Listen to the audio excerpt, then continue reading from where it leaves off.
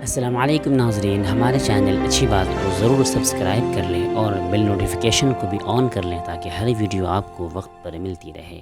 والصلاة والسلام على خاتم الانبیاء والمرسلین وعلى آلہ وصحبہ اجمعین، اما بعد اعوذ باللہ من الشیطان الرجیم، بسم اللہ الرحمن الرحیم۔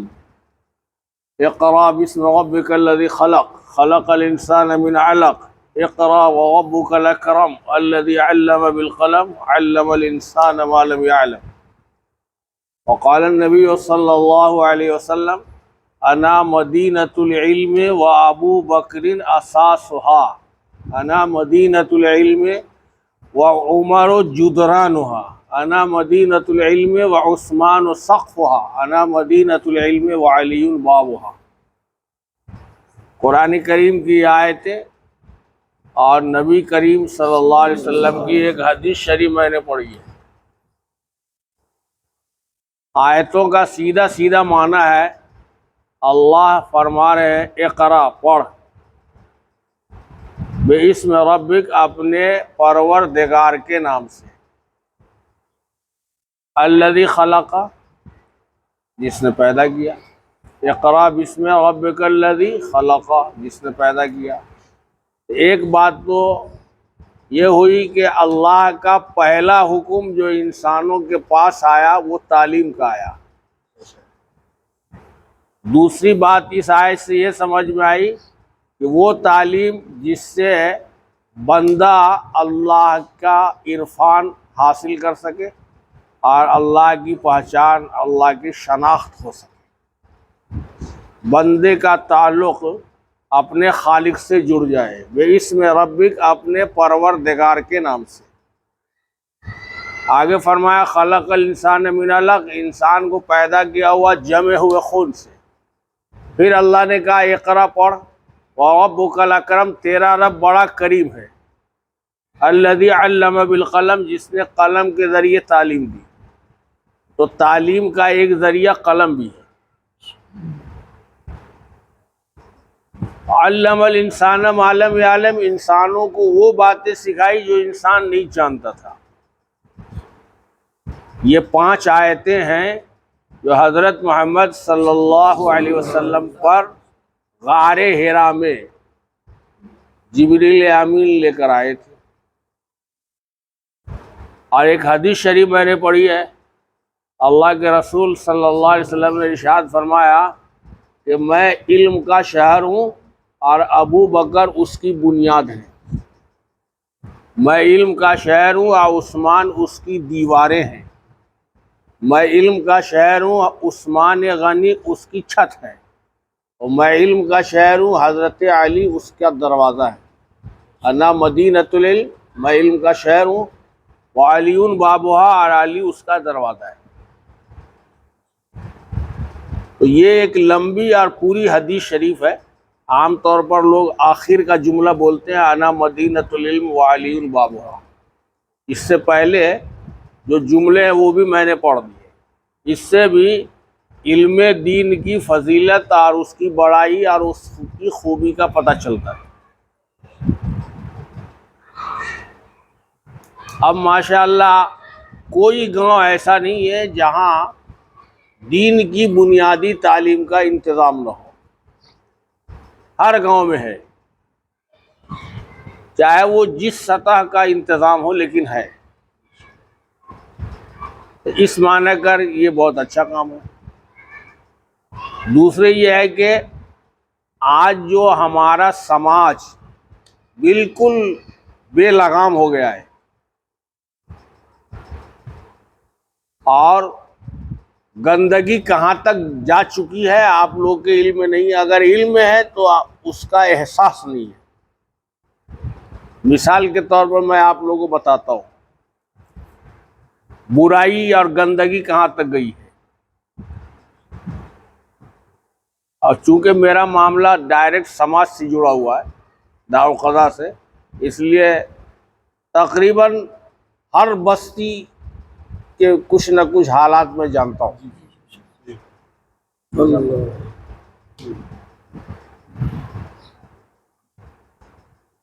اب 2 تحریک ہم لوگ چلا رہے ہیں۔ ایک تحریک یہ چلا رہے ہیں کہ مسلمان کی ہر آبادی کے اندر مکتب کا نظام مضبوط ہونا چاہیے. جملہ میرا دیکھیے، مکتب کا نظام مضبوط ہونا چاہیے. اس میں دین کی بنیادی تعلیم اس کو دی جائے، بچہ کو، بچی کو.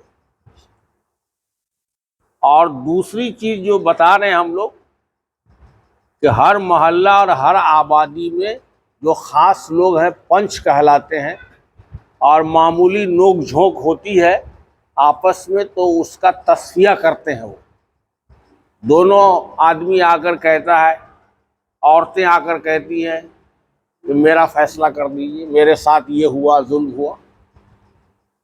تو ظاہر سی بات ہے انہی لوگوں میں سے کچھ لوگ مل کر کے دکھڑا سنتے ہیں اور پھر اس کا جیسا ان کی سمجھ میں آتا ہے حل نکالتے ہیں.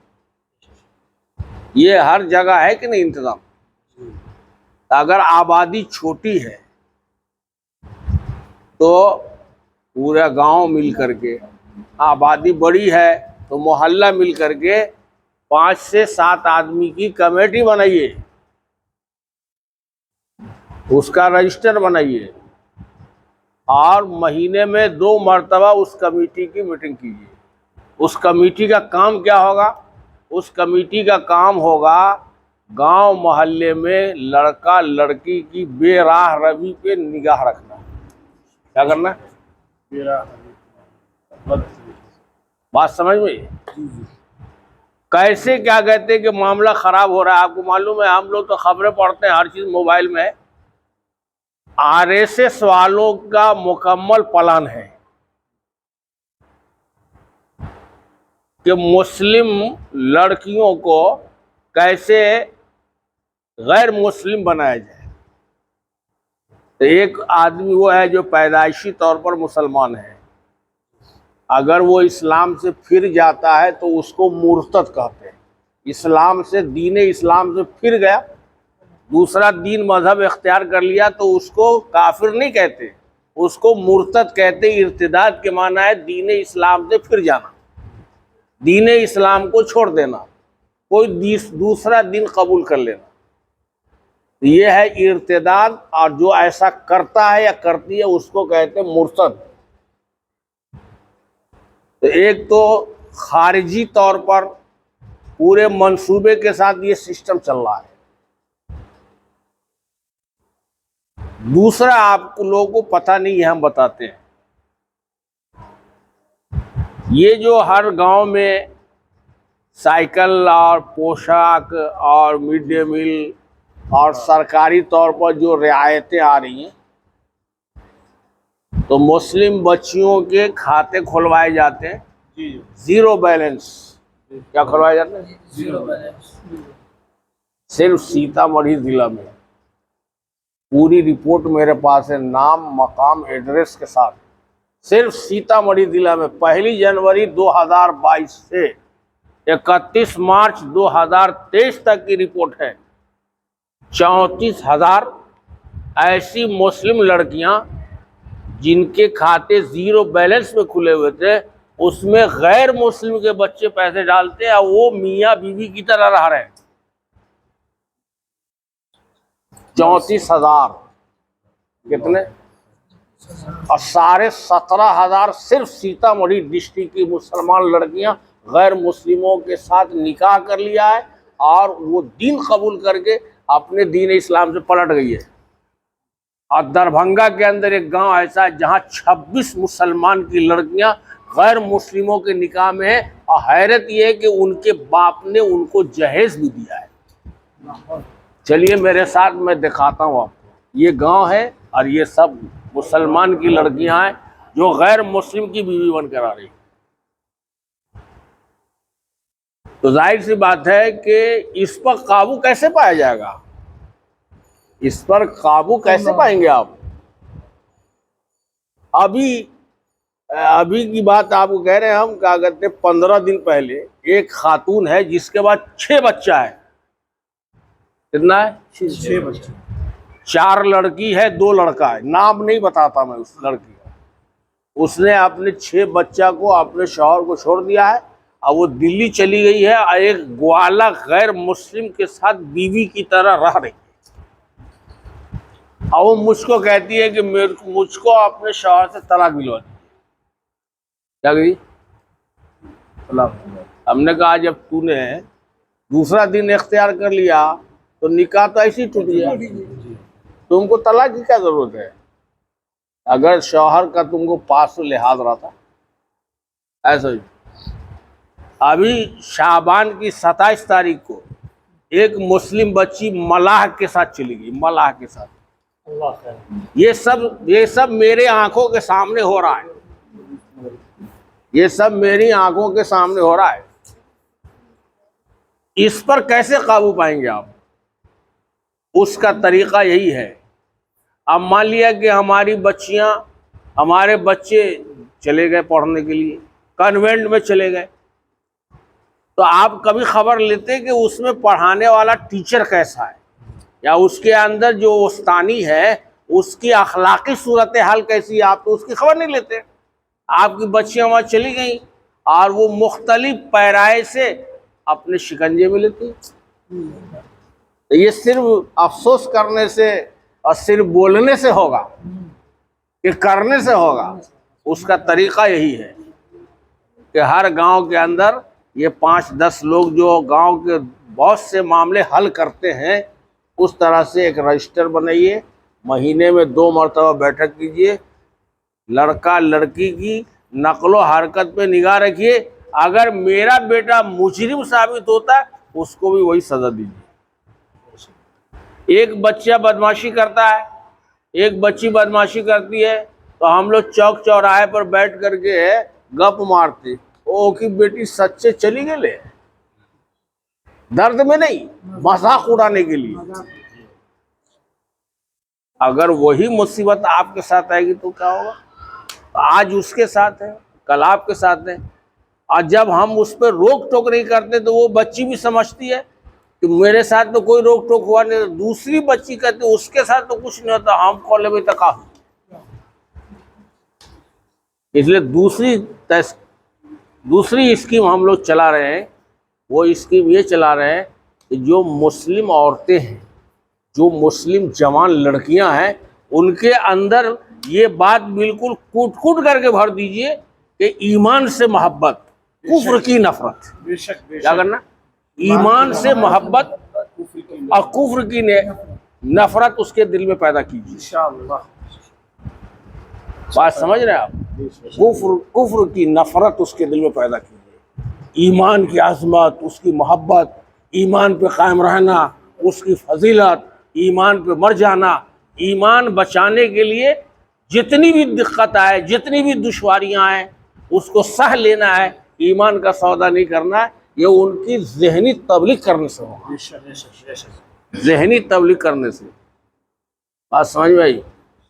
اور جہاں تک یہ مکتب کا اور شاخ کا تعلق ہے تو پرانا ہے، بار بار ہم لوگ آئے، حضرت معاذ الحنان صاحب رحمۃ اللہ علیہ تشریف لاتے رہے، اس کے بعد مولانا محمد فاروق صاحب بھی آتے ہیں، کچھ دن پہلے خاتون وغیرہ آئی تھیں، انہوں نے بھی رفاہی کام کیا۔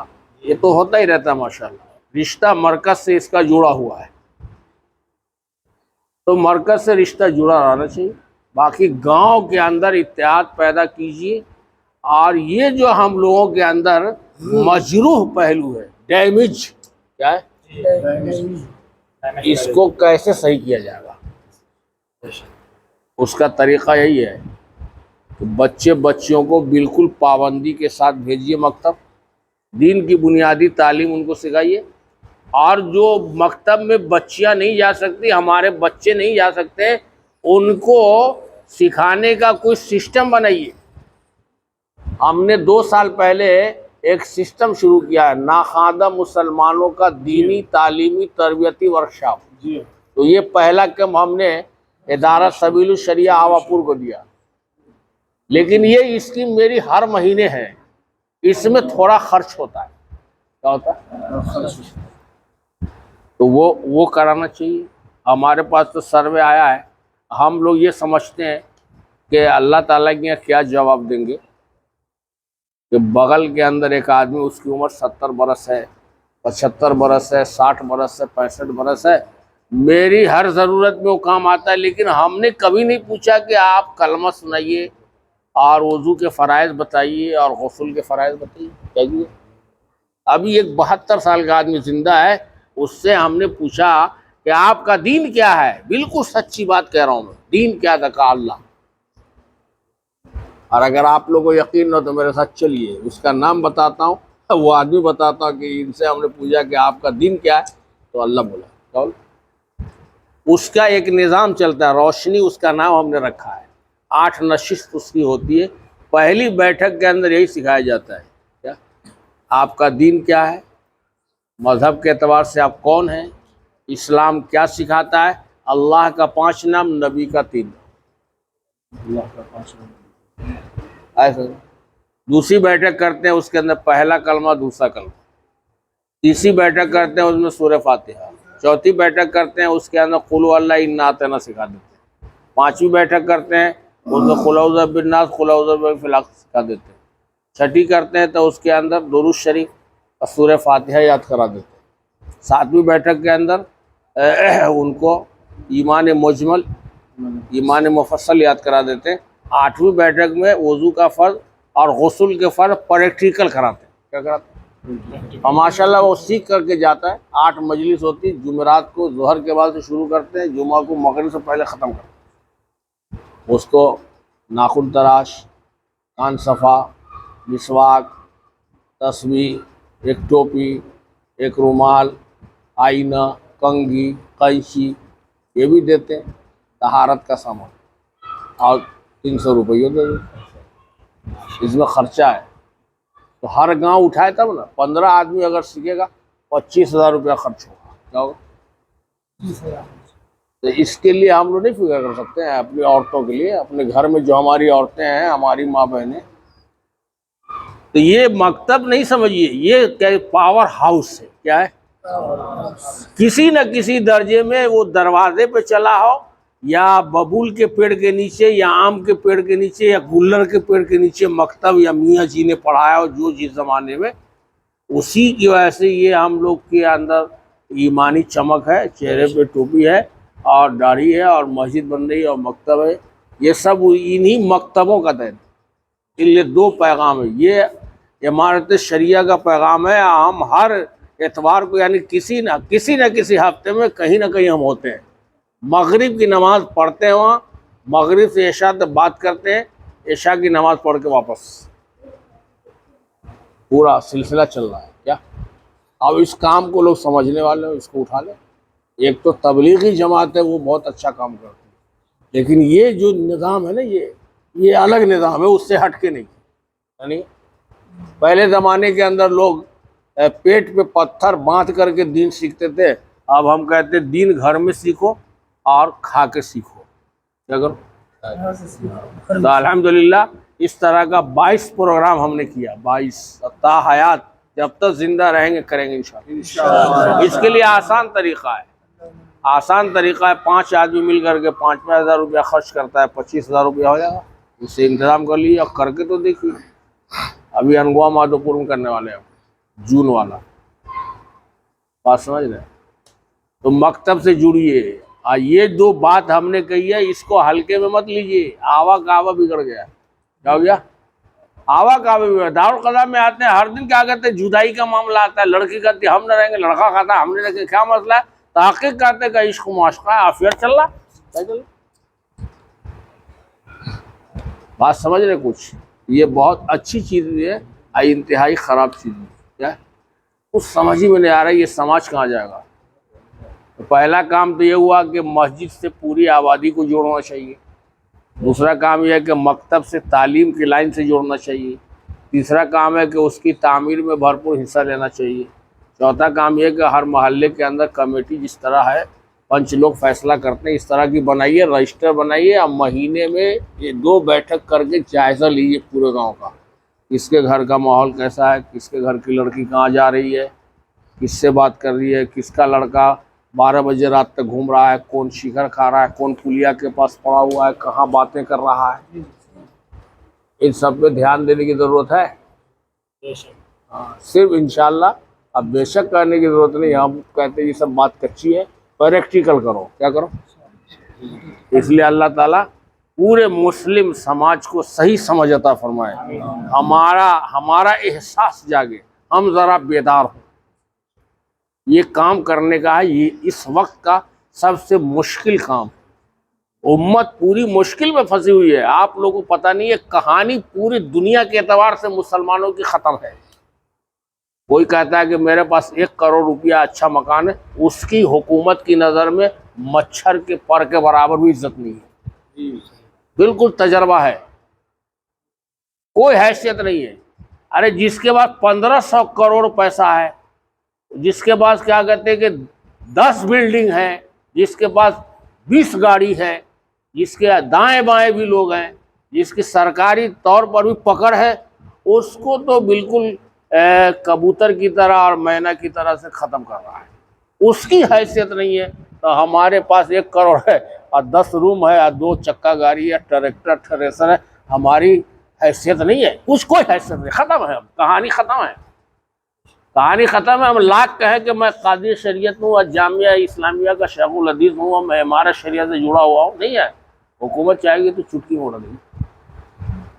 آپ کیا کیجیے گا؟ ہم کو پکڑ کے لے جائے گی تو اگر قاضی صاحب کی کوئی غلطی رہ ہوئی کیا؟ اتنی بھی تمیز نہیں ہوگی کہ اگر آبادی کے کسی آدمی کو اور امام کو اور کسی عالم کو کبھی کیا کہتے بے وقت آ کر کے پولیس والے اٹھا کے لے جائے تو پورا گاؤں بیچ جائے، سڑک پر سو جائے، نہیں جانے دیں گے. ہمارے جسم سے گاڑی چلاؤ تو رک جائے گا وہ. لیکن ہم لوگ کہیں گے تو کوئی بات ہو لے تو لے گئے.